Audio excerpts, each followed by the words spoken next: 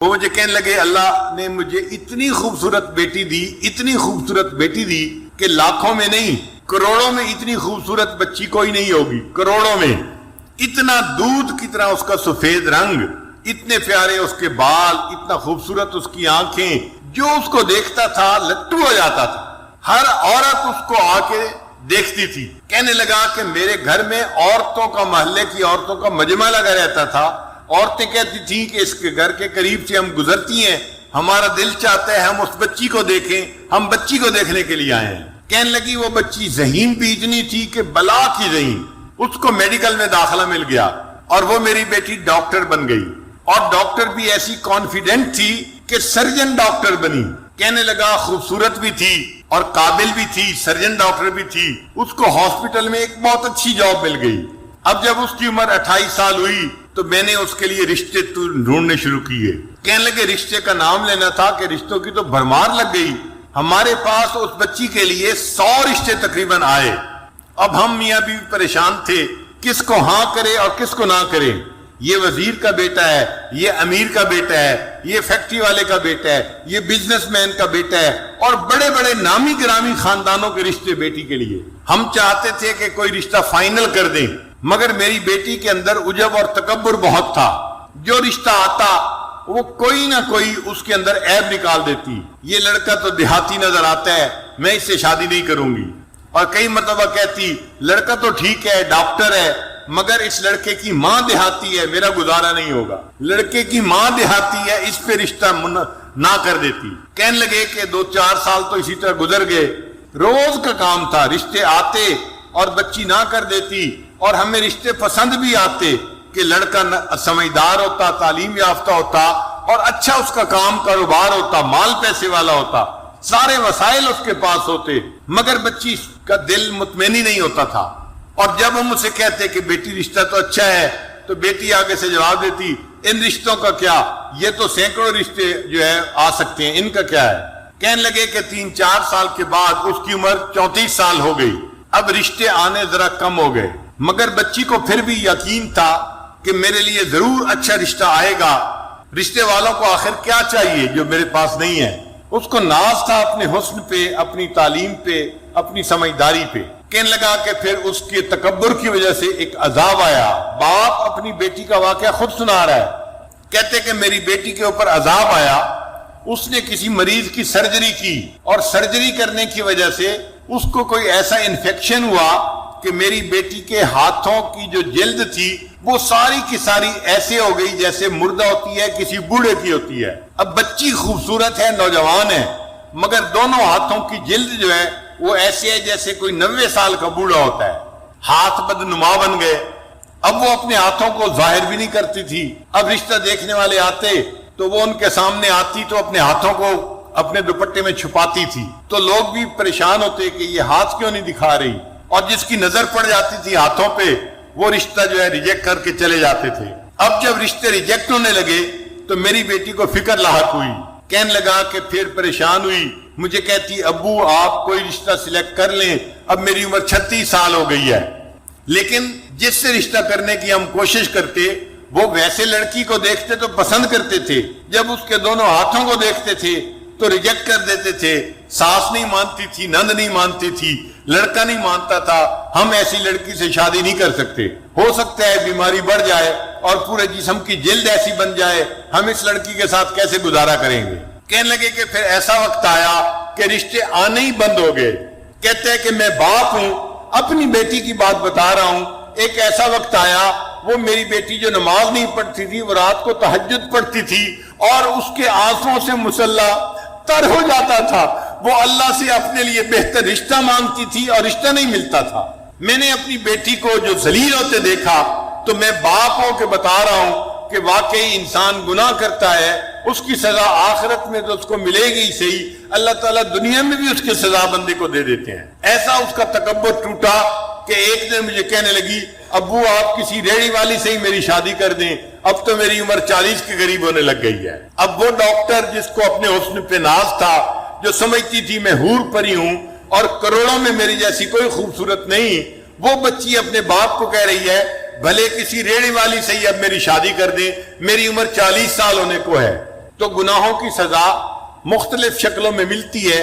ان میں سے ایک شکل بیماری بھی ہوتی ہے، اور ایک شکل ہوتی ہے کہ انسان کو اللہ تعالیٰ لوگوں میں بے عزت کر دیتے ہیں، لوگوں کے دل سے اس کی عزت نکال دیتے ہیں. وَمَن يُهِنِ اللَّهُ فَمَا لَهُ مِن مُكْرِمٍ، اور جسے اللہ ذلیل کرنے پہ آتے ہیں اسے عزت دینے والا کوئی نہیں ہوتا. ایک آفیسر تھا 21 گریڈ کا. 21 گریڈ کا آفیسر بڑا آفیسر ہوتا ہے، یہ ڈپٹی کمشنر سے بھی اونچے گریڈ کا بندہ ہوتا ہے، یوں سمجھ لیں برابر کے گریڈ کا. وہ رشوت لیتا تھا اور مال پیسہ اس کے پاس بہت تھا. اس کی ذرا کہانی سن لیجئے، یہ حقیقی کہانی ہے. اس بندے نے ایک کالونی کے اندر پلاٹ خریدا اور بہترین گھر بنایا. پھر وہ اپنے گھر کے اندر شفٹ ہو گیا. جب گھر کے اندر شفٹ ہوا تب اس کو پتا چلا کہ گھر کے بالکل ساتھ مسجد تھی اور مسجد کی اذان کی آواز اس کے گھر میں آتی تھی. اب جو نیک بندہ ہے وہ تو خوش ہوتا ہے کہ مسجد کا پڑوس مل گیا. جو فسق و فجور میں پڑا ہوتا ہے، بے نمازی ہوتا ہے، اس کو مسجد کا پڑوس نہیں چاہیے ہوتا.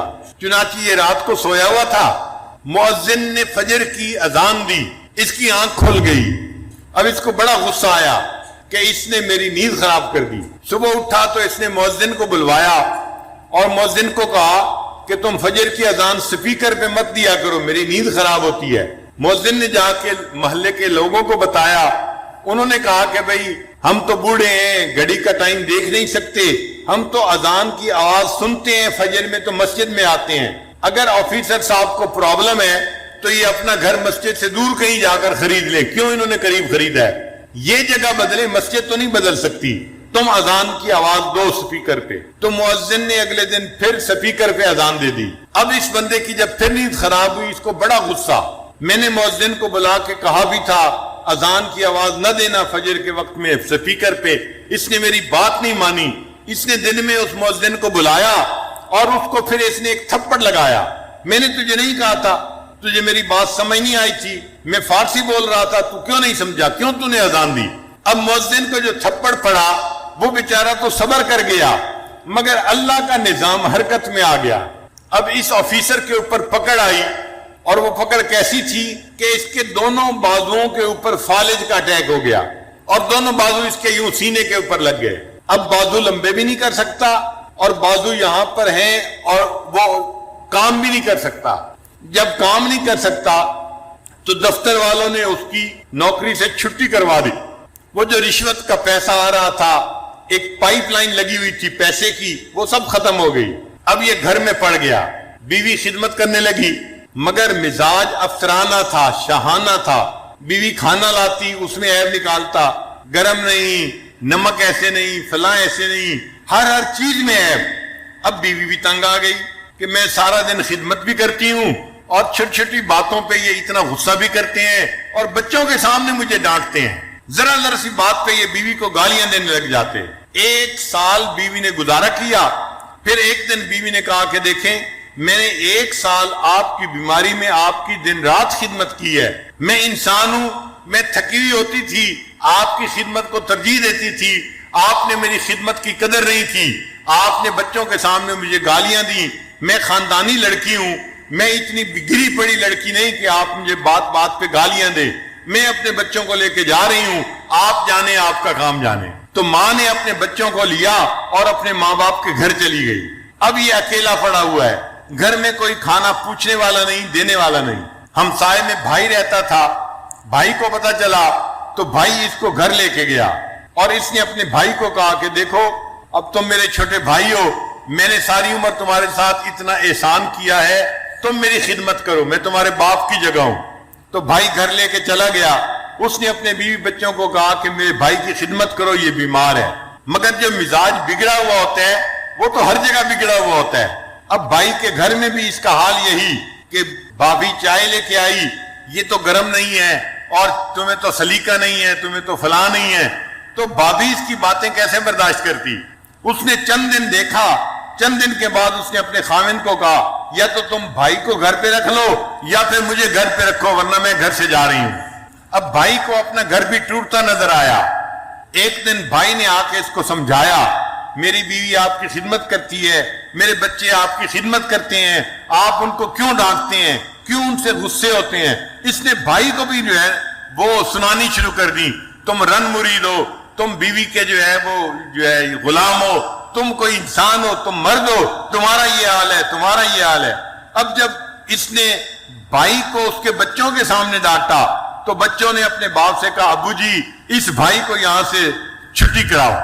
بھائی کو بھی غصہ آیا، تقریباً دن کے کوئی 9 بجے تھے، گرمی کا موسم تھا، اس نے اپنے بچوں کے ساتھ اس کی چارپائی کو اٹھایا اور اٹھا کے اس کو باہر جا کر گلی کے اندر رکھ دیا۔ سڑک تھی دروازے کے اوپر، اب یہ سڑک کے کنارے پڑا ہوا ہے اور اس کی جو ہے وہ پوچھنے والا کوئی نہیں، اس کو کھانا دینے والا کوئی نہیں۔ جب سورج اور بلند ہوا تو گرمی بھی تھی، پسینہ بھی تھا، اور اللہ کی شان دیکھیں اس دوران اس کو ٹانگوں پہ فالج ہوا اور اس کی ٹانگیں بھی جیسے ہاتھ سینے پہ لگے ہوئے تھے، ٹانگیں بھی سینے کے ساتھ لگ گئیں۔ اب یہ گوشت کا لوتھڑا بن گیا، نہ ہاتھ ہلا سکتا ہے نہ پاؤں ہلا سکتا ہے، صرف دیکھ سکتا ہے، بول سکتا ہے، سڑک کے کنارے پڑا ہوا ہے۔ اب اس کو بھوک لگی ہوئی ہے کیونکہ 1-2 دن سے اس نے کھایا نہیں تھا۔ اب جب اس نے آتے جاتے لوگوں کو دیکھا تو لوگوں سے بھیک مانگنی شروع کر دی، اللہ کے نام پہ مجھے دے دو، میں بھوکا ہوں، مجھے بہت بھوک لگی ہوئی ہے۔ جس اللہ کا نام سننا اس کو گوارا نہیں تھا، اذان ہوتی تھی اس کی نیند خراب ہوتی تھی، آج سڑک کے کنارے پڑے اسی اللہ کے نام پہ لوگوں سے بھیک مانگ رہا ہے، مجھے اللہ کے نام پہ کچھ دے دو۔ ایک کالج کا لڑکا جا رہا تھا، اس نے اس کو 10 روپے نکال کے دیے، یہ کہنے لگا بچہ میں اس 10 روپے کا کیا کروں گا، نہ میں چل سکتا ہوں نہ آ جا سکتا ہوں، مجھے تو بھوک لگی ہے، روٹی لا کے دو۔ اس نے روٹی قریب سے خریدی اور لا کے دی۔ جب روٹی لا کے دی اس نے تو یہ کہنے لگا کہ میں اپنے ہاتھ سے تو روٹی توڑ کے کھا نہیں سکتا، آپ پلیز مجھے روٹی کھلا بھی دیں۔ وہ لڑکا کہنے لگا مجھے تو کالج جانا ہے اور دیر ہو رہی ہے، میں نے روٹی لا کے دے دی، اب کھلانے کا ٹائم تو میرے پاس نہیں ہے، میں یہ روٹی رکھ کے جا رہا ہوں۔ جب اس نے روٹی زمین کے اوپر رکھی تو یہ سوچنے لگا کہ زمین پہ رکھی روٹی تو میں اٹھا کے کھا نہیں سکتا، نہ ہاتھ کام کرتے ہیں نہ پاؤں کام کرتے ہیں، تو یہ اس لڑکے کو کہنے لگا زمین پہ روٹی نہ رکھیں، مجھے پکڑا دیں۔ اس نے ہاتھ میں پکڑانی چاہی، اس کے ہاتھ کی انگلیاں ہلتی نہیں تھی، یہ ہاتھ میں روٹی نہیں پکڑ سکا۔ پھر کہنے لگا اچھا تو مجھے میرے پاؤں میں روٹی پکڑا دو۔ اس نوجوان نے اس کے جو پاؤں تھے سینے کے اوپر رکھے ہوئے، اس کے انگوٹھے اور انگلی کے درمیان روٹی ڈال دی اور اس نے اس کو تھوڑا سا گرپ کر لیا۔ اب پاؤں سے روٹی پکڑی ہوئی ہے اور منہ سے نوچ کے اس کو کھا رہا ہے۔ جس اللہ کی نافرمانی کرتا تھا اس اللہ نے دکھا دیا، دیکھو جب میری سزا آتی ہے تم سڑک کے کنارے کتے کی طرح اپنے پاؤں سے روٹی پکڑ کے منہ سے نوچ کے کھاؤ گے۔ یہ وہ آفیسر تھا جس کی بڑی عزت تھی، بڑا مال تھا، بڑا اس کا مکان تھا، بڑی گاڑی تھی، اور آج سڑک کے کنارے پاؤں کی انگلیوں کے درمیان روٹی پکڑ کے یہ اپنے منہ سے اس روٹی کو نوچ کے کھا رہا ہے۔ الحمدللہ وکفا وسلام علی عبادہ الذین اصطفی، اما بعد، اعوذ باللہ من الشیطان الرجیم، بسم اللہ الرحمن الرحیم، من یعمل سوءا یجز بہ، سبحان ربک رب العزۃ عما یصفون، وسلام علی المرسلین والحمد للہ رب العالمین۔ اللہم صل علی سیدنا محمد وعلی آل سیدنا محمد وبارک وسلم۔ انسان جو کام بھی شریعت کے خلاف کرتا ہے اس کو گناہ کہتے ہیں۔ گناہ کرنے کے اخروی نقصانات بھی ہیں، دنیاوی نقصانات بھی ہیں۔ ہر گناہ کے اوپر 2 طرح کے نقصان ہوتے ہیں، آخرت میں بھی سزا ملتی ہے اور دنیا میں بھی اس کا نقصان۔ چنانچہ ابن قیم رحمۃ اللہ علیہ نے الداء والدواء میں تفصیل بتائی ہے کہ گناہوں کے دنیا میں نقصانات کیا ہیں۔ ان میں سے ایک نقصان تو یہ کہ دل پریشان۔ آپ کسی بندے کو دیکھ لیں جو جھوٹ بولتا ہو یا کسی سے حسد کرتا ہو یا کسی غلط تعلقات میں پھنسا ہو، دل بے چین ہوگا، حالانکہ اس کے پاس مال پیسے کی بہتات ہے، جو چاہتا ہے کھائے، جو چاہتا ہے پیے، جہاں چاہتا ہے سوئے، دل پریشان۔ خود زبان سے بھی کہے گا کہ جی ظاہر میں سب کچھ ہے، دل پریشان ہے۔ دراصل سکون روٹ جاتا ہے اس کے، نکال لیا جاتا ہے اس کے دل، ڈپریشن، ٹینشن، ہر وقت اسی کا مریض بنا ہوتا ہے، زندگی پرسکون نہیں ہوتی، بلکہ ایئر کنڈیشن کمروں میں کمبل لے کے لیٹا ہوتا ہے، کروٹیں بدلتا ہے، نیند نہیں آتی، نیند کی گولیاں کھانی پڑتی۔ نیک بندہ تو زندگی میں ایک دفعہ مرتا ہے، یہ بیچارہ دن میں کئی دفعہ جیتا ہے، کئی دفعہ مرتا ہے، ایسا پریشان ہوتا اور خود کہتا ہے اس جینے سے تو مر جانا بہتر ہے۔ بنیادی وجہ کیا ہوتی ہے کہ گناہوں کے اثرات۔ ایک اور وجہ گناہوں کی وجہ سے جو پیش آتی ہے کہ عبادت کی توفیق چھن جاتی، چنانچہ انسان اگر بد نظری کا ارتکاب کرے، تہجد کی توفیق نہیں ملتی، تکبیر اولیٰ کی توفیق نہیں ملتی، مسنون دعائیں بہت سارے لوگوں کو یاد ہوں گی، موقع پہ پڑھنی یاد نہیں آتی، یہ گناہوں کا وبال ہو۔ ہمیں ایک حافظ قرآن نوجوان ملا، کہنے لگا حضرت حفظ قرآن کیا ہوا تھا 9 سال میں، کبھی ناظرہ بھی قرآن ختم نہیں کیا، توفیق چھن جاتی، فجر کی توفیق نہیں ملتی، قضا ہو جاتی ہے، آنکھیں نہیں کھلتی، الارم لگا لگا کے رکھتے ہیں، الارم بھی بند کر دیتے ہیں، پتہ بھی نہیں ہوتا کیا یا نہیں۔ تو ایک گناہوں کا یہ بھی وبال کہ نیک عمل کی توفیق چھن جاتی، دعا مانگنے کو دل نہیں کرتا، بس ہاتھ اٹھائیں گے اور آدھے منٹ کی دعا، رونا تو بڑی دور کی بات ہے، اللہ کے سامنے آنسو بہانا تو بڑی دور کی بات، آنکھوں میں قحط سالی ہوتی ہے، بارش نہیں ہوتی، یہ گناہوں کا وبال۔ ایک یہ کہ بے برکتی ہوتی ہے زندگی میں، جو کام میں ہاتھ ڈالو وہی ادھورا، کوئی کام سمٹتا نظر نہیں آتا، ڈیل ہوتے ہوتے رہ جاتے۔ وہ جی بڑے لوگ بچی کا رشتہ دیکھنے آتے ہیں، خوش ہو کے جاتے ہیں، دوبارہ رابطہ کوئی نہیں کرتا، وہ جی بچے کا کوئی بزنس کا سبب نہیں بن رہا، یوں لگتا ہے کہ اتنی محنت کے باوجود کام سمٹتا نظر نہیں آتا۔ تو اس کی وجہ کیا ہوتی ہے؟ بے برکتی ہوتی، نہ وقت میں برکت، نہ صحت میں برکت۔ اب 22 سال کا نوجوان ہو اور شکایت کرے جی کہ مجھے لو بیک پین ہے، تو یہ بے برکتی کے سوا اور کیا ہے؟ 18 سال کا نوجوان، حضرت بیٹھتے ہوئے اٹھتا ہوں آنکھوں میں اندھیرا آ جاتا، 18 سال کی عمر، صحت میں برکت ہی نہیں رہی، تو نہ وقت میں برکت، نہ صحت میں برکت، نہ رزق میں برکت۔ جتنے گھر کے افراد ہیں سب کے سب کمانے والے، خرچے پورے نہیں ہوتے، اس کو بے برکتی کہتے ہیں۔ تو گناہوں کے وبال، ایک وبال یہ بھی ہے کہ نعمتیں زائل ہونا شروع ہو جاتی۔ خود کہتے ہیں حضرت ایک وقت تھا لوگوں سے لاکھوں لینے تھے، آج ایک وقت ہے لوگوں کو لاکھوں دینے۔ ایک وقت تھا مٹی کو ہاتھ لگاتے تھے سونا بن جاتی تھی، آج سونے کو ہاتھ لگاتے ہیں مٹی بن۔ کیوں ایسا ہوتا ہے؟ کہ جو پروردگار نعمتیں دینا جانتا ہے وہ پروردگار نعمتیں لینا بھی جانتا۔ تو گناہوں کی وجہ سے اللہ نعمتیں واپس لے لیتے۔ تو آخرت میں تو جو سزا ملے گی وہ تو اپنی جگہ، دنیا میں ہی ان گناہوں کی وجہ سے مصیبتیں ہوتی ہیں انسان کے سر پر۔ اس لیے ان گناہوں کا ایک ہی حل ہے کہ انسان ان سے توبہ کرے۔ یہ نہیں ہو سکتا کہ گناہ بھی کریں اور اللہ بھی راضی رہے، با مسلمان اللہ اللہ، با برحمن رام رام، یہ نہیں چلتا، ایک کا بن کے رہنا پڑتا ہے۔ گناہ کی مثال کینسر کی، اگر جسم کے کسی حصے میں کینسر ہو، اس کا ایک ہی حل ہے کہ اس کو آپریٹ کر کے کاٹ دیا جائے، اس کے سوا دوسرا حل نہیں ہے۔ اگر نہیں کریں گے تو یہ کینسر پھیلے گا، موت کا سبب بن جائے۔ بالکل اسی طرح گناہ کی یہی مثال کہ اس کا ایک حل ہے کہ توبہ کر کے گناہ کو چھوڑ دیا جائے، اگر نہیں تو اس کی ظلمت ایسے پھیلے گی کہ بالآخر انسان روحانی موت مر جائے۔ گناہ کی ابتدا کچے دھاگے کی طرح کمزور ہوتی ہے، انسان ابتدا میں گناہ کو چھوڑنا چاہے تو بڑے آسانی سے چھوڑ دیتا ہے، لیکن کرتا رہے تو پھر گناہ کی عادت اتنی پختہ ہو جاتی ہے کہ جیسے جہاز کا لنگر ہوتا ہے، اینکر آف دی شپ کو اینکر سے باندھ دینا، وہ ہلنے نہیں دیتا اس کو۔ یہ گناہ کی عادت ایسے پختہ ہو جاتی ہے بندے کو پھر ہلنے نہیں دیتا۔ عطا ابن ابی رواح رحمۃ اللہ علیہ فرمایا کرتے تھے کہ اللہ رب العزت نے ایک مرتبہ مجھے الہام فرمایا، عطا میرے بندوں سے کہہ دو کہ جب تم گناہ کرنے لگتے ہو ان تمام دروازوں کو بند کر دیتے ہو جس سے مخلوق دیکھتی ہے، اس کو بند نہیں کرتے جس سے میں پروردگار دیکھتا ہوں، کیا اپنی طرف دیکھنے والوں میں سب سے کم درجے کا مجھے سمجھتے ہو؟ 3 سال کا بچہ بھی پاس ہو تو فحش حرکت کرنے سے گھبراتا، اور اللہ دیکھ رہے ہوتے ہیں اور ہمیں اس کا کوئی ڈر محسوس نہیں ہوتا۔ اس کا مطلب یہ کہ ہم نے اللہ کی اتنی بھی قدر نہ کی، اتنا بھی لحاظ نہ کی۔ تو گناہوں کے اپنے اثرات، ہمارے ایک بزرگ فرمایا کرتے تھے کہ جو شخص علم اور ارادے سے گناہ کرنا چھوڑ دیتا ہے، جو شخص علم اور ارادے سے گناہ کرنا چھوڑ دیتا ہے، اللہ تعالیٰ اس بندے کی دعاؤں کو رد کرنا چھوڑ۔ پھر ایسا بندہ جب ہاتھ اٹھاتا ہے اللہ تعالیٰ اس کے ہاتھوں کی لاج رکھتا۔ مختلف چیزوں کی اپنی اپنی تاثیر ہوتی ہے،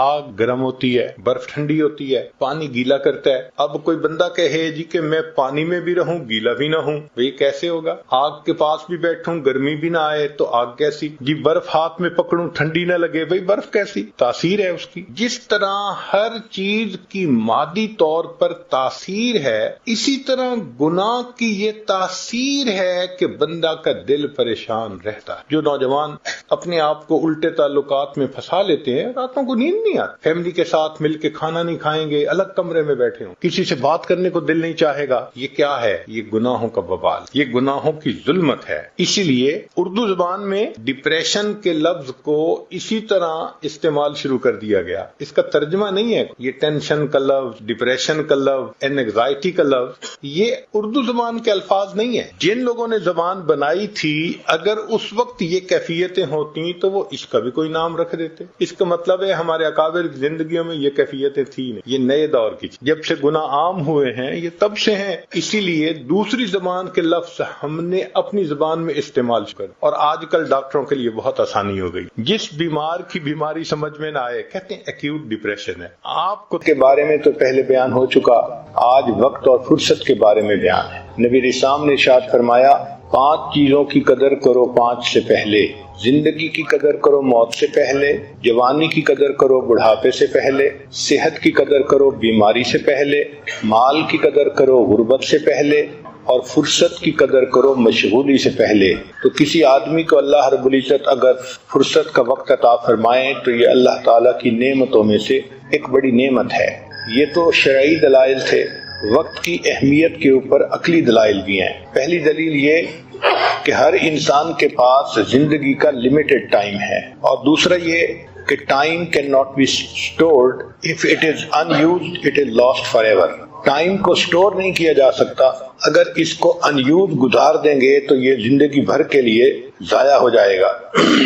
اس لیے ہمیں چاہیے کہ ہم اپنی زندگی کے وقت کو سوچ سمجھ کر گزاریں۔ جس طرح ایک بخیل آدمی پیسے کی کمی کی وجہ سے ایک ایک پیسے کو سوچ کر استعمال کرتا ہے، ہم بھی زندگی کے اوقات کو بہت سوچ سمجھ کر استعمال کریں۔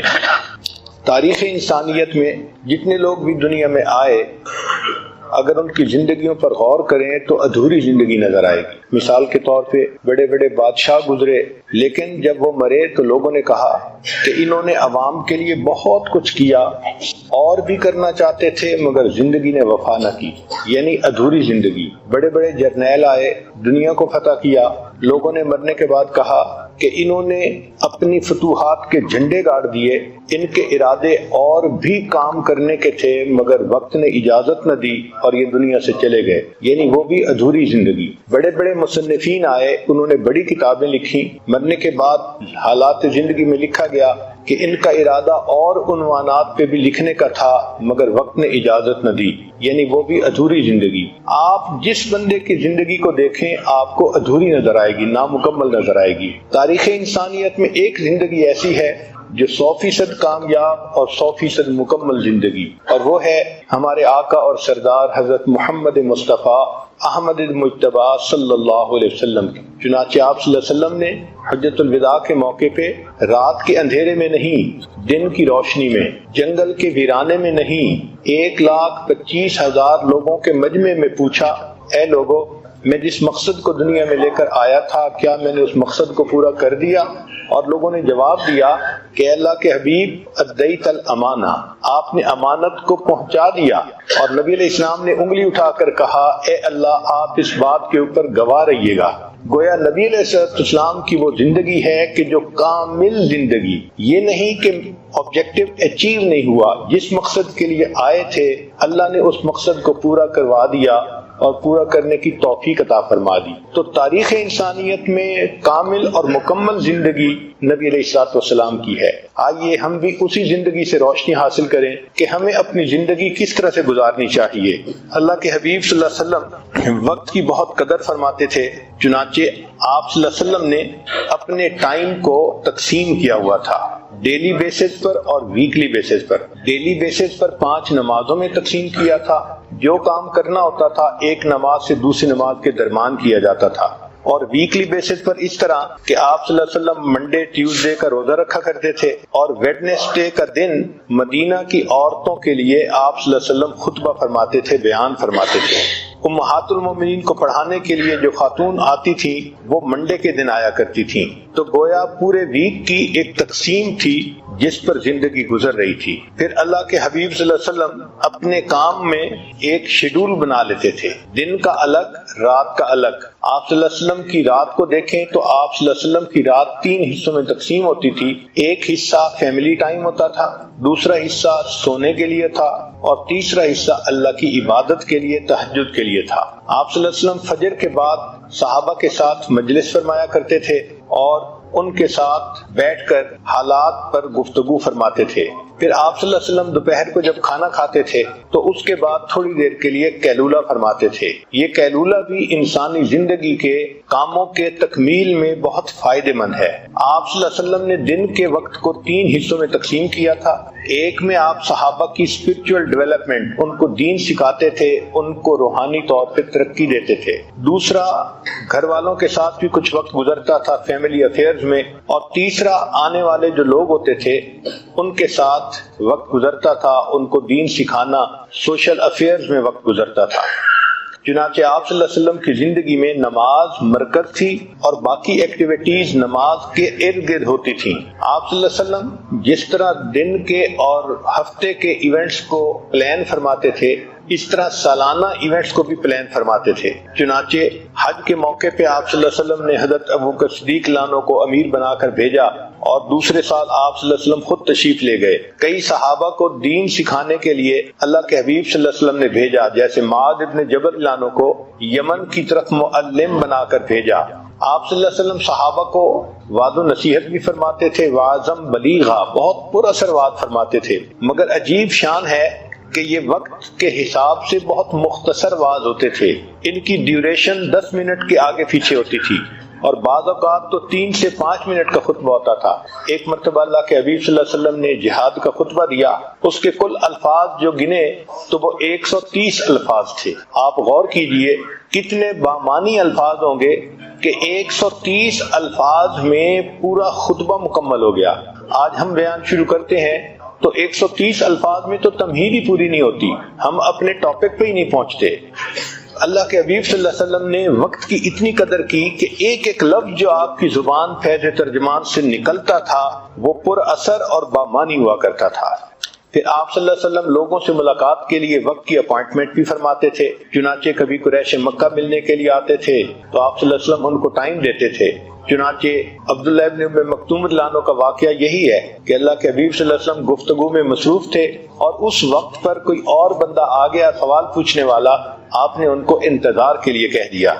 اس کا مطلب یہ کہ وقت کی اپنی ایک قدر تھی اور اپوائنٹمنٹ ہوتی تھی۔ نبی علیہ الصلوۃ والسلام زیادہ وقت کو دن کے شروع میں کیا کرتے تھے۔ چنانچہ نبی علیہ السلام نے دعا مانگی، اللہم بارک لامتی فی بکورہا، اے اللہ میری امت کے لیے دن کے ابتدائی حصے میں برکت ڈال دیجئے۔ چنانچہ عام زندگی کی دستور یہی ہونا چاہیے کہ انسان رات کو آرام کرے اور فجر کے بعد اپنا کام کرے۔ ایک مرتبہ سیدہ فاطمہ الزہرا اللہ عنہا فجر کے بعد آرام کر رہی تھی تو اللہ کے حبیب صلی اللہ علیہ وسلم نے فرمایا کہ فاطمہ فجر کے بعد تم جاگا کرو، اللہ تعالیٰ اس وقت رزق تقسیم فرماتے ہیں۔ چنانچہ آپ صلی اللہ علیہ وسلم کی نبوت کی زندگی 23 سال تھی۔ اس 23 سال کی زندگی میں اللہ کے حبیب صلی اللہ علیہ وسلم نے دین اسلام کا انقلاب برپا کر دکھایا۔ تاریخ انسانیت میں اتنے تھوڑے وقت میں اور اتنے تھوڑے وسائل کے ساتھ اتنا بڑا انقلاب پیدا کر دینا، یہ ہمارے اللہ کے حبیب صلی اللہ علیہ وسلم ہی کی شان تھی۔ کوئی اور ایسا ملک نہیں، قوم نہیں جس میں اتنے تھوڑے وسائل سے اتنے تھوڑے وقت میں اتنا بڑا انقلاب آ گیا ہو۔ چنانچہ یہ وہ کامیاب زندگی تھی کہ جس سے ہمیں روشنی لینی چاہیے اور اپنی زندگی کو گزارنا چاہیے۔ ہمارے اکابرین نے نبی علیہ الصلوۃ والسلام کی مبارک زندگی سے وقت کی قدر کو پہچانا۔ چنانچہ ہم اپنے اسلاف کی زندگی کو دیکھتے ہیں تو یوں لگتا ہے کہ وہ ایک ایک لمحے کی قدر کرتے تھے۔ فرماتے تھے جو دم غافل سو دم کافر، جو لمحہ غفلت میں گزر گیا گویا وہ لمحہ کفر کی حالت میں گزر گیا۔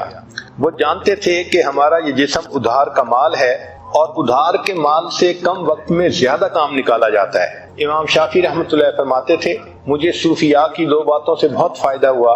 پہلی بات کہ وقت ایک تلوار ہے، اگر تم اسے نہیں کاٹو گے تو وہ تمہیں کاٹ کے رکھ دے گی، اور دوسری بات کہ اے دوست تو اپنے نفس کو پالنے میں لگا ہوا ہے اور تمہارا نفس تمہیں جہنم میں دھکا دینے میں لگا ہوا ہے۔ ایک بزرگ فرماتے تھے کہ میں نے ایک برف بیچنے والے سے زندگی کی اہمیت کو پہچانا۔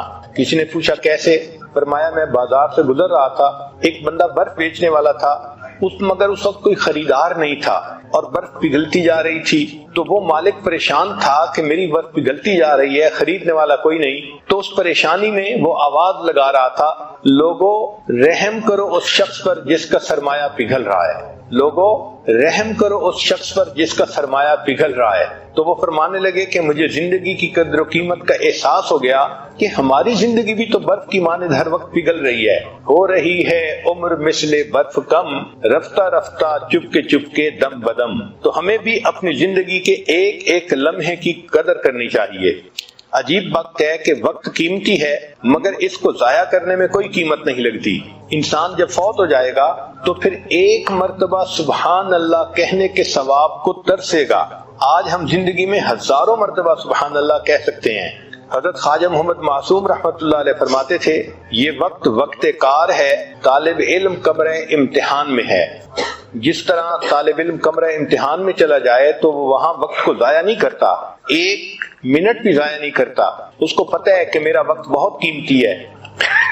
یہ دنیا کمرہ امتحان ہے اور ہم طالب علم کی مانند ہیں، ہمیں اپنے اس وقت کی قدر کرنی چاہیے۔ ہمارے سلسلہ کے بزرگ تھے خواجہ حسین علی وہاں بچرا والے، ان کا یہ حال تھا کہ آخری عمر میں اگر کوئی آدمی ملنے کے لیے آتا تھا تو حضرت اس سے سلام دعا کرتے تھے اور فرماتے تھے بھائی آپ نے بھی آخرت کی تیاری کرنی ہوگی، میں نے بھی کرنی ہے، اچھا قیامت میں ملیں گے۔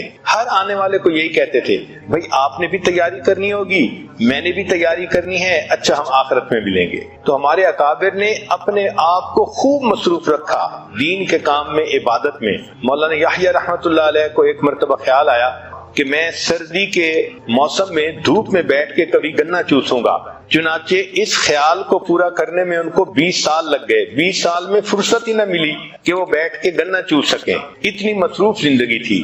امام نووی رحمۃ اللہ علیہ ریاض الصالحین جنہوں نے لکھی، وہ 24 گھنٹے میں صرف 1 مرتبہ کھانا کھاتے تھے اور باقی کھانے کا وقت بچا کے بھی اپنے علمی کام میں لگا دیا کرتے تھے۔ علامہ آلوسی رحمۃ اللہ علیہ ایک دن میں 13 سے لے کے 24 اسباق روزانہ پڑھایا کرتے تھے۔ فضیل بن عیاض رحمۃ اللہ علیہ اپنی ہفتے کی گفتگو کا حساب کیا کرتے تھے۔ اللہ کی شان، ہم تو ہفتے کی گفتگو لکھنے پہ آئیں تو کئی رجسٹر ہی بھر جائیں، مگر وہ اتنا کم بولتے تھے کہ ہفتے میں جو پوری گفتگو ہوتی تھی اس کو بیٹھ کے انالائز کرتے تھے کہ کون سی بات میں نے فالتو کہی اور با مقصد کہی۔ ابو بکر ابن خیاط نحوی سمرقندی رحمۃ اللہ علیہ، وہ اگر گھر سے مدرسے جاتے تھے تو راستے میں بھی اپنی کتاب پڑھتے ہوئے چلتے تھے۔ چنانچہ راستے میں چلتے چلتے ایک مرتبہ کنواں آ گیا اور ان کو پتہ نہ چلا تو کنویں میں گر کر ان کی وفات ہو گئی۔ ابن سخون مالکی رحمۃ اللہ علیہ ایک محدث تھے، وہ ساری رات حدیث لکھتے تھے اور ان کی باندی مدام ان کے منہ میں لقمے ڈالتی تھی۔ عبید بن یعیش رحمۃ اللہ علیہ محدث تھے، 30 سال تک ان کا یہ معمول رہا کہ وہ اپنے حدیث لکھنے کا کام کرتے رہتے تھے اور ان کی بہن ان کے لیے کھانا پکا کے لاتی تھی اور ان کے منہ میں لقمے ڈالتی جاتی تھی۔ وہ کھانے میں بھی اپنے وقت کو صرف کرنا پسند نہیں کرتے تھے۔ امام ابو یوسف رحمۃ اللہ علیہ ساری زندگی دین کا کام کرتے رہے، جب آخری وقت آیا تو شاگرد جمع تھے تو حضرت نے ان سے ایک فقہی مسئلہ پوچھا شیطان کو کنکریاں مارنے کے بارے میں کہ رمی جمار راکبن افضل ہے ماشین افضل ہے۔ شاگردوں نے جواب دیا، کسی نے کہا راکبن افضل ہے، فرمایا نہیں، کسی نے کہا ماشین افضل ہے، فرمایا نہیں۔ ان کا حضرت آپ بتا دیں۔ آپ نے فرمایا کہ جس جمرہ کے بعد دعا نہیں مانگی جاتی تو وہ ماشین افضل یعنی وہ راکبن افضل ہے، اور جہاں دعا مانگی جاتی ہے وہ ماشین افضل ہے۔ جب مسئلہ بتا دیا تو طلباء نے کہا کہ حضرت نماز کا وقت ہے، ہم مسجد میں چلتے ہیں۔ فرمایا بہت اچھا آپ لوگ جاؤ. تو طلباء کہتے ہیں کہ ہم ابھی دروازے تک نہیں پہنچے تھے, ہمیں پیچھے اونچا کلمہ پڑھنے کی آواز آئی, ہم نے لوٹ کے دیکھا تو حضرت کی وفات ہو چکی تھی. وَاعْبُدْ رَبَّكَ حَتَّى يَأْتِيَكَ الْيَقِينُ, اللہ کی عبادت کیجئے حتیٰ کہ آپ کو موت آ جائے. تو اپنے موت کے آخری لمحے تک وہ دین کا کام کرتے رہتے تھے. ابو زرع رحمۃ اللہ علیہ ایک محدث تھے. موت کے وقت میں طلباء نے حدیث سنانی شروع کی تو حضرت نے خود پڑھنی شروع کر دی اور فرمایا من کان آخر کلامہ لا الہ الا اللہ, یہاں تک پڑھا اور ان کی وفات ہو گئی. حماد بن اسلمہ ایک محدث تھے, ہر وقت حدیث پاک کی تعلیم میں مشغول رہتے تھے. ان کی وفات نماز کی حالت میں ہوئی. تو جو لوگ دین کے کام میں مصروف رہتے ہیں پھر اللہ رب العزت ان کے لیے دین کے کاموں کو اس طرح آسان فرما دیتے ہیں کہ وہ موت تک اس دین کے کام میں لگے رہتے ہیں. چنانچہ ہم اپنی زندگی کے کام کو کیسے بہتر گزاریں, وقت کو کیسے بہتر گزاریں, اس کے لیے چند پوائنٹ ہیں جو ہر ایک کے لیے کارآمد ہو سکتے ہیں. پہلی بات کہ اپنی نیند رات کے وقت میں پوری کر لیا کریں, پھر تہجد میں اٹھا کریں اور تہجد سے اپنے دن کی ابتدا کیا کریں. تہجد میں اللہ رب العزت کی طرف سے عنایات ہوتی ہیں. حدیث پاک میں آتا ہے کہ رات کے آخری پہر میں ایک فرشتہ اعلان کرتا ہے هل من سائل فأعطی له, ہے کوئی سوال کرنے والا کہ جس کو عطا کیا جائے, ہے کوئی مغفرت کا چاہنے والا کہ جس کی مغفرت کی جائے. تو جب اللہ رب العزت کی طرف سے اعلان ہو رہا ہے ہمیں چاہیے کہ ہم اس وقت جھولیاں پھیلایا کریں اور اللہ سے مانگا کریں. اس وقت مزدور کو مزدوری ملتی ہے, سائل کو اللہ کی طرف سے اس وقت نعمتیں ملتی ہیں, تو ہم اس وقت کو زندگی کا سب سے قیمتی وقت سمجھیں. چنانچہ ہمارے دن کی ابتدا تہجد سے ہونی چاہیے, اس وقت کو کبھی مس نہ کریں. کوشش یہی ہو کہ ہر رات میں تہجد کی توفیق نصیب ہو جائے. جتنے بھی تھکے ہوئے ہوں تہجد میں اللہ کے سامنے جھولیاں پھیلا کر بیٹھیں تاکہ ہمیں اللہ کی طرف سے روزینہ نصیب ہو جائے. پھر فجر کی نماز پڑھیں اور فجر کے بعد اپنے اسباق پورے کریں. اشراق پڑھیں اور اشراق کے بعد اپنے دفتر اور بزنس کے کاموں کی ابتدا کریں.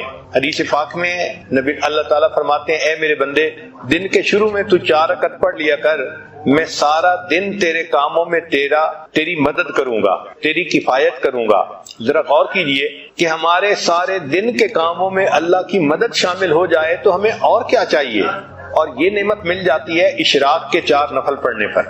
اور اشراق کی نماز ہوتی ہے جب سورج طلوع ہوتا ہے, تقریباً 20 منٹ کے بعد انسان 4 رکعت پڑھ سکتا ہے. تو دن کے شروع میں یہ 4 رکعت پڑھ لیا کریں تاکہ ہمارے دن کے ہر کام میں اللہ کی مدد ہو. عورت ہمیشہ یہ چاہتی ہے کہ جی میرے کام میں میرا تعاون کرنے والا کوئی نہیں, میں اکیلی ہوں, میں گھر میں ایک ہی ہوں. بھائی آپ اللہ کو اپنا تعاون کرنے والا بنا لیجئے. دن میں اشراق کی نماز پڑھنے پہ اللہ تعالیٰ آپ کے کاموں میں آپ کے کفیل بن جائیں گے, آپ کی کفایت کریں گے. پھر دوسری بات یہ کہ ہم جو کام بھی کرنے لگیں تو اس کا جو اینڈ ریزلٹ ہے اس کو ہمیشہ ذہن میں رکھیں کہ ہم نے کس چیز کو اچیو کرنا ہے تاکہ ہم اس کام کو مکمل کر سکیں. ایک تیسرا پوائنٹ کہ جو اچھی عورتیں ہوتی ہیں وہ اپنے کام کو پریورٹائز کرتی ہیں, یعنی اس میں جو پریورٹی ہے وہ دیتی ہیں. اہم کام کون سا ہے, کس کو پہلے کرنا ہے. اگر ہم اہم کام کو پہلے کرنے کی بجائے بس اپنی ترتیب سے ہی ہر کام کرتے رہیں گے تو ہم کم کام کر پائیں گے. چنانچہ ایک ٹیچر تھی, اس نے اپنے شاگردوں کو پرائورٹی کے اوپر ایک اچھی مثال سے بات سمجھائی. اس نے ایک بالٹی لی اور اس بالٹی کے اندر اس نے اینٹیں رکھ دی اور بالٹی بھر دی. پھر اس نے طلباء سے پوچھا کہ بتائیں اس بالٹی میں کوئی اور چیز آ سکتی ہے.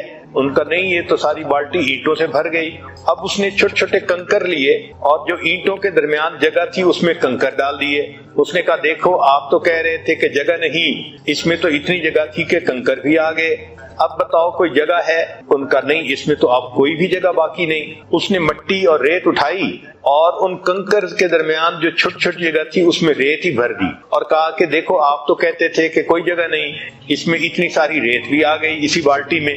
پھر اس نے پوچھا بتاؤ اس میں اور جگہ ہے؟ تو طلباء نے کہا کہ نہیں, اب تو کوئی جگہ نہیں بچی. اس نے پانی کا جگ لیا اور اس بالٹی کے اندر ڈالا.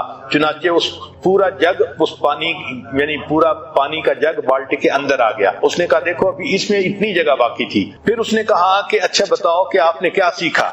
انہوں نے کہا کہ ہم نے یہ سیکھا کہ آپ اس میں جگہ بناتی ہی چلی گئیں. اس نے کہا نہیں, اس میں نے تمہیں یہ بات سکھانی تھی کہ پریورٹی اصل چیز ہوتی ہے. اگر میں اس بالٹی کو پانی سے پہلے بھر دیتی تو اس میں نہ اینٹیں آ سکتی تھی، نہ ریت آ سکتی تھی، نہ کنکر آ سکتے تھے۔ میں نے پہلے اینٹیں ڈالی، پھر اس کے بعد کنکر ڈالے، پھر اس کے بعد ریت ڈالی، پھر پانی ڈالا، تو یہ ساری چیزیں آ گئیں۔ تو ہمارے وقت کی بھی یہی مثال ہے کہ اگر ہم پریورٹی کے بغیر کام کرنے لگیں گے تو کام نہیں کر سکیں گے، اور اگر پرائورٹائز کر لیں گے تو دیکھیں ایک کام کے اندر دوسرے کا وقت نکل آئے گا، دوسرے کے اندر تیسرے کا، اور ہم کئی سارے کاموں کو ایک وقت میں کر سکیں گے۔ آج ہماری زندگی کا ایک بڑا مسئلہ ہے کہ ہم وقتی کاموں کے پیچھے لگ کے اصلی کاموں کو بھول جاتے ہیں۔ اصلی کاموں کو کہتے ہیں امپورٹنٹ ورک، اور وقتی کاموں کو کہتے ہیں ارجنٹ ورک۔ جس عورت کو دیکھو ارجنٹ ورک میں لگی ہوتی ہے، امپورٹنٹ کام کو بھول جاتی ہے۔ چنانچہ ہماری توجہ ساری کی ساری ارجنٹ کاموں پہ ہوتی ہے، اس لیے کہ وہ نظر آتے ہیں، اور جو امپورٹنٹ کام ہوتے ہیں وہ کئی دفعہ فوری نظر نہیں آتے۔ مثلاً اپنے مقصد کو سامنے رکھنا یہ امپورٹنٹ کام ہے، اور وقتی ضرورت کے پورا کرنا یہ ارجنٹ کام ہے۔ وقتی کاموں میں سے کال اٹینڈ کرنا یا سیل لگی ہوئی ہے وہاں سے کچھ شاپنگ کرنا یہ وقتی کام ہے، اور جو امپورٹنٹ کام ہے وہ ہے بچوں کی تربیت کرنا، خامن کو خوش رکھنا، گھر کے کاموں کو پورا کرنا، اپنے نفس کا تزکیہ کرنا، یہ امپورٹنٹ کام ہے۔ اب ہوتا کیا ہے کہ ارجنٹ کاموں میں لگ کے عورتوں کو نماز کی بھی فرصت نہیں ملتی، گویا امپورٹنٹ کاموں کو بھول جاتی ہیں۔ سکسیسفل پرسن وہ ہوتا ہے جو امپورٹنٹ کاموں کو یاد رکھتا ہے اور ان کو بھولتا نہیں۔ چنانچہ 3 لفظ یاد رکھیے، 3 سٹیپ ہیں کامیاب زندگی کے: اپنے کاموں کو پریورٹائز کرنا، دوسرا ان کو آرگنائز کرنا، اور تیسرا زندگی میں ایک ڈسپلن پیدا کرنا۔ اگر کام کرتے کرتے آپ تھک جائیں تو کوشش کریں کہ درمیان میں دوپہر کے وقت 10-15 منٹ کا ایک نیپ لے لیں، اس سے انسان فریش ہو جاتا ہے۔ بہت ساری عورتیں ای میل کے کاموں میں بہت وقت ضائع کر لیتی ہیں۔ ای میل مینجمنٹ، اس کا نام ہے 4D مینجمنٹ، یعنی ای میل کے کام کو اچھی طرح کرنے کے لیے آپ 4D مینجمنٹ ٹیکنیک استعمال کریں۔ یہ 4D مینجمنٹ ٹیکنیک کیا ہے؟ سب سے پہلا پوائنٹ، ڈیلیٹ دی ربش۔ بہت ساری ای میل ربش آتی ہیں، آپ ان کو ڈیلیٹ کر دیں، یہ پہلا پوائنٹ۔ اور دوسرا، ڈو دی ارجنٹ، جو ارجنٹ ای میل ہے اس کا فوری جواب دے دیں۔ اور تیسرا، کچھ ایسی ای میل ہوتی ہیں جس کا جواب دوسرے بھی دے سکتے ہیں، تو ڈیلیگیٹ ادر، ان کا جواب دوسروں کے ذمہ لگا دیں۔ اور چوتھا ہے ڈیفر، ان جو لمبی باتیں ہیں اور ٹائم ٹیکنگ ہیں ان کو آپ ڈیفر کر سکتے ہیں کہ فرصت کے وقت میں اس کا جواب دوں گی۔ تو delete, rubbish, do the urgent, delegate to others اور ڈیفر جی ٹائم ٹیکنگ۔ اگر یہ 4 اصول یاد رکھیں گی تو جتنا ای میل کا وقت ہے آپ کا وہ بہت ایفیکٹو گزر جائے گا۔ لمبے کاموں کو چھوٹے حصوں میں تقسیم کریں، اور چھوٹے چھوٹے حصوں میں تقسیم کر کے اس کام کو کرنے کی کوشش کریں۔ طبیعت نہ بھی چاہے تو بھی 10 منٹ کا کام آپ مکمل کر لیں۔ پھر روزانہ ایویلیویٹ کیا کریں کہ میں نے آج کے دن کا کام کیسے نکالا اور میں نے کتنا کام مکمل کیا۔ اس کے لیے آپ اپنی ڈائٹ کا بھی خیال رکھیں تاکہ آپ کی طبیعت چاق و چوبند رہے اور اپنے کام کو آپ اچھے طریقے سے کر سکیں۔ اپنے آپ سے چند کوسچن پوچھیں۔ پہلا کوسچن، کیا میں اپنے کاموں کی پریورٹی فکس کرتی ہوں؟ دوسرا کوسچن، کیا میں ہر کام لاسٹ منٹ پہ کرتی ہوں؟ اور تیسرا کام، کیا میں روزانہ کے کام کے لیے کوئی شیڈولنگ یا پلاننگ کرتی ہوں یا نہیں کرتی؟ ان 3 سوالوں سے آپ کو پتہ چل جائے گا کہ آپ اپنے وقت کو کتنا اچھا یوٹیلائز کر رہی ہیں یا نہیں کر رہی۔ ڈسپلن کی ہے انسان کی زندگی کی۔ نماز اور روزہ یہ ہمیں ڈسپلن سکھاتا ہے کہ ہر کام کو اپنے وقت پہ کرنا۔ سیدنا یوسف علیہ السلام کا واقعہ قرآن مجید میں ہے، اس میں اللہ کے پیارے نبی علیہ السلام نے بجٹ پلاننگ کی تھی۔ چنانچہ انہوں نے 7 سال میں جو کراپ تھی اس کو سیکیور کیا تھا، سیو کیا تھا، اور آنے والے جو قحط کے 7 سال تھے اس میں اس کو بجٹائز کر کے لوگوں میں تقسیم کیا تھا، اور اللہ نے اس بات پر ان کو تخت و تاج عطا فرما دیا تھا۔ تو ہم بھی اپنی زندگی میں ایک پلاننگ رکھیں، جو رقم خرچ کرنی ہے اس کی بھی اور جو دوسرے کام ہیں ان کی بھی۔ نبی علیہ السلام نے ارشاد فرمایا، من حسن الاسلام المرء ترکہ ما لا یعنیہ، انسان کے اسلام کے حسن میں سے یہ ہے کہ وہ لغو کاموں کو چھوڑ دیتا ہے۔ تو فضول کاموں میں آپ اپنا وقت بالکل ضائع نہ کریں۔ چنانچہ انٹرنیٹ اور فیس بک اور یوٹیوب اور ٹویٹر، سیل فون اور ٹی وی اور ویڈیو گیمز، ان میں اپنے وقت کو 1 منٹ کو بھی ضائع نہ کریں۔ زندگی کا وقت قیمتی ہے، وہ ہمیں ضائع کرنے کے لیے نہیں دیا گیا۔ اور جو معمولی کام ہو ان کو نو کہنے کی عادت ڈال دیں، یہ نہ ہو کہ معمولی کاموں میں لگ کے آپ مقصد کو بھول جائیں۔ You will never find time for everything. If you want, you should have to seek your time. ہمیں اپنا وقت نکالنا پڑے گا اچھے کاموں کے لیے۔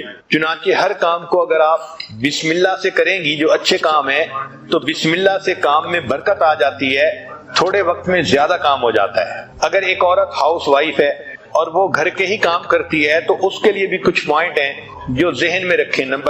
پہلا نمبر کہ وہ ملٹی ٹاسکنگ کی عادت ڈالے۔ ملٹی ٹاسکنگ کہتے ہیں ایک وقت میں کئی کام کرنے۔ مثلا اگر وہ کچن میں ہے تو ایک وقت میں 2 سالن پکا لینا، 3 سالن پکا لینا، اس میں وقت کم لگتا ہے۔ ایک کے بعد دوسرے کو پکائیں تو وقت بہت زیادہ لگتا ہے۔ اسی طرح کھانا پکانے کے دوران سورہ یاسین پڑھ لینا، قرآن پاک کی تلاوت کر لینا، یہ بھی ملٹی ٹاسکنگ ہے۔ کار میں بیٹھے ہوئے اگر بچوں کو لینے کے لیے اسکول جا رہی ہیں تو اس وقت جاتے ہوئے درود شریف پڑھنا اور واپس آتے ہوئے استغفار پڑھنا، یہ بھی ملٹی ٹاسکنگ ہے۔ یعنی ایک وقت میں آپ 2 کام کر رہی ہیں اور اس طرح آپ اپنے وقت کو زیادہ ایفیکٹو بنا رہی ہیں۔ دوسرا پوائنٹ کہ کچن کے کاموں میں اور دوسرے کاموں میں بچوں کی ہیلپ ضرور لیا کریں۔ اگر بچوں کو سکھا دیا جائے کہ کون سا کام کیسے کرنا ہے تو پھر بچے اس کام کو بڑا آرام سے کرتے رہتے ہیں۔ مثال کے طور پہ اگر 4 سال کی بچی ہے، اس کو اگر سبزی کاٹنے کا سکھا دیا جائے تو بڑے آرام سے وہ سبزی کاٹتی رہتی ہے۔ یا کوئی اور ایسا کام جو بار بار کرنا ہے تو بچے ایسا کام کر کے خوش ہوتے ہیں۔ بہت ساری عورتیں بچوں سے ہیلپ نہ لے کے اپنا وقت کا نقصان کر لیتی ہیں۔ چنانچہ اگر گروسری کرنی ہے تو اس کی لسٹ بنائیں تاکہ پورے ہفتے میں ایک مرتبہ گروسری کرنی پڑے۔ کئی عورتیں ہر دن اور ہر دوسرے دن گروسری کرنے کے لیے جاتی ہیں اور ان کا وقت اس طرح بہت زیادہ ضائع ہوتا ہے۔ ایک پوائنٹ یہ ہے کہ کام کو پینڈنگ نہ چھوڑیں۔ جس کام کو آپ نے پینڈنگ چھوڑ دیا وہ چھوٹ ہی گیا۔ مثلا دسترخوان لگا ہے، اب اس کو یہ نہیں کہ میں شام کو سمیٹ لوں گی، اسی وقت اس کو سمیٹیں۔ یہ بھی غور کریں کہ اگر آپ کپڑوں کو استری کر رہی ہیں تو ان کپڑوں کو کریں کہ جن کو کرنے کی ضرورت ہے۔ اب مثلا آپ نے اگر کوئی ایسا لباس پہننا ہے جو اندر پہنتے ہیں، جیسے مردوں کے لیے ان کی ویسٹ کوٹ ہوتی ہے، تو ویسٹ کوٹ کو استری کرنے پہ ٹائم لگا دینا یہ ٹائم کو ضائع کرنے والی بات ہے۔ ایک پوائنٹ یہ بھی ذہن میں رکھیں کہ ٹیکنالوجی کا فائدہ اٹھائیں۔ چنانچہ صفائی میں ویکیوم کلینر کا استعمال کرنا، یا کچن میں ڈش واشر کا استعمال کرنا، یا کپڑے دھونے کے لیے واشنگ مشین کا استعمال کرنا، یہ چیزیں انسان کے وقت کو بچا لیتی ہیں۔ پھر اگر اللہ تعالیٰ نے وسائل دیے ہیں تو میڈ کے ذریعے سے اپنے گھر کے کاموں میں ہیلپ حاصل کریں تاکہ آپ کا وقت فارغ ہو سکے اور اس میں آپ بہتر کام کر سکیں۔ روزانہ مراقبہ کرنا اس لیے ضروری ہے کہ اس سے انسان کے ذہن سے سٹریس کنڈیشن ختم ہو جاتی ہے، ذہن فریش ہو جاتا ہے اور آدمی پروڈکٹیو بن جاتا ہے۔ کام کو ٹالنے کی عادت نہ ڈالیں، کام وہی جس کو آپ اسی وقت کر لیں۔ Secret of your future is hidden in your daily routine. جو کام ہم روزانہ کرتے ہیں اس میں ہمارے جو مستقبل ہے اس کا راز چھپا ہوا ہے۔ انگریزی کی ایک کوٹیشن ہے، half of life is spent to find something to do with the time۔ ایک اور کوٹیشن ہے کہ we learn value of time when it is lost۔ جب ٹائم گزر جاتا ہے پھر ہمیں اس کی قدر آتی ہے۔ water flows away and never comes back۔ وقت کا بھی یہی معاملہ ہے کہ وہ گزر جاتا ہے اور پھر واپس نہیں آتا۔ always remember that future comes one day at a time۔ to choose time is to save time۔ time is what we want the most but we use to waste it۔ ایک بہت اچھی کوٹیشن ہے کہ one thing you cannot recycle is wasted time۔ کہ وہ چیز جس کو آپ ریسائیکل نہیں کر سکتی وہ آپ کی زندگی کا وہ وقت ہے جو ضائع ہو گیا، آپ اس کو دوبارہ نہیں اپنی زندگی میں لوٹا سکتی۔ اس لیے ہمارے اکابر اپنی زندگی کے وقت کو بہت احتیاط سے خرچ کرتے تھے، اور آج سائنس نے یہ ثابت کر دیا کہ وقت کی بہت اہمیت ہے، بزنس میں بھی اور مال کمانے میں بھی اور زندگی کے کاموں کو مکمل کرنے میں بھی۔ چنانچہ انڈسٹری کے اندر ایک سسٹم ہے، اس کو کہتے ہیں just in time. Car industry میں جو اسپیئر پارٹس آتے ہیں، پہلے کمپنیاں ان کو خرید کے گوڈاؤن میں رکھتی تھی اور ان کی بہت ساری رقم ملینز آف ڈالر بلاک ہو جاتے تھے. اب انہوں نے ترتیب ایسی بنائی کہ جس لمحے کار کا وہ پارٹ فٹ کرنا ہوتا ہے این اس سے چند منٹ پہلے وہ پارٹ ان کو مارکیٹ سے وہاں پہنچ جاتا ہے. یہ جسٹ ان ٹائم سسٹم بنا کر انہوں نے بلینز آف ڈالرز کو سیو کر لیا. کھیتی باڑی جو کرنے والے لوگ ہیں وہ بھی وقت کا لحاظ کرتے ہیں اور اس سے ان کا فائدہ بڑھ جاتا ہے. مثال کے طور پہ جب سیزن ہوتا ہے تو اس وقت سبزی زیادہ ہونے کی وجہ سے اس کی قیمت تھوڑی ہوتی ہے. جب آف سیزن ہوتا ہے تو سبزی کم ہوتی ہے تو قیمت بڑھ جاتی ہے. چنانچہ سیزن میں ٹماٹر 5 روپے کلو ملتا ہے اور آف سیزن میں 90 روپے کلو بھی ہم نے خریدا ہے. تو وہی چیز جو سیزن میں 5 روپے کلو تھی آف سیزن میں وہ 90 روپے کلو ہو گئی. تو بعض فارمر ایسے ہیں جو آف سیزن ویجیٹیبل کا کام کرتے ہیں اور اسی زمین سے وہ زیادہ پیسے کما لیتے ہیں. تو یہ سب ٹائم کا معاملہ ہے کہ انسان اپنے پروڈکٹ کو ایسے وقت میں مارکیٹ میں لائے کہ جس وقت میں مارکیٹ میں اس کی ضرورت ہو، کمی ہو، تاکہ اس کو زیادہ پروفٹ مل سکے. تو ڈیمانڈ اور سپلائی کا یہ کرو جنہوں نے سمجھ لیا، یہ وقت کی اہمیت ہی ہے کہ وہ اپنا پروڈکٹ ایسے وقت میں لاتے ہیں کہ جب ان کو بہت پروفٹ ہوتا ہے. ہمیں بھی اپنی زندگی کے وقت کی قدر کرنی چاہیے. ہمارے اکابر نے دن اور رات کے ایک ایک لمحے کی قدر کی اور انہوں نے کوئی وقت ضائع نہیں کیا. چنانچہ